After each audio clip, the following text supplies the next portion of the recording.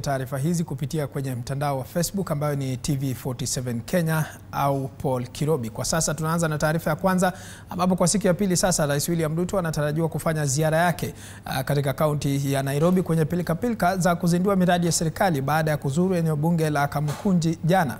Rais anatarajiwa kuzuru eneo bunge la Mathare hii leo anakopaniwa kufungua ujenzi wa bweni la wanafunzi katika shule ya St. Teresa. Rais kadhalika anatarajiwa kuweka msingi wa ujenzi wa jumla ya madarasa 12 katika shule ya msingi ya Mabatini kabla ya kuzuru eneo la ujenzi wa nyumba za bei nafuu eneo au mtaa wa Mathare.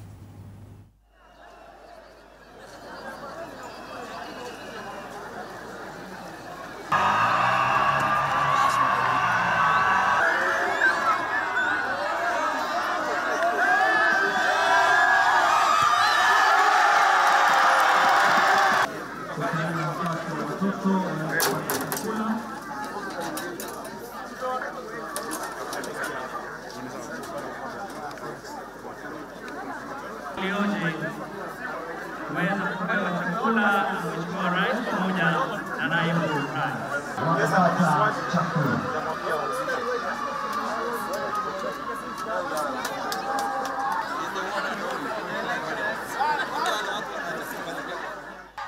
Bila shaka ni taarifa ambayo mwanahabari wetu Mike Agongo atakuwa anafuatilia kwa kina zaidi. Kuingineko ni kwamba mzozo wa ardhi Malindi umesababisha kifo cha mtu mmoja baada ya kupigwa risasi huku mwingine akiuguza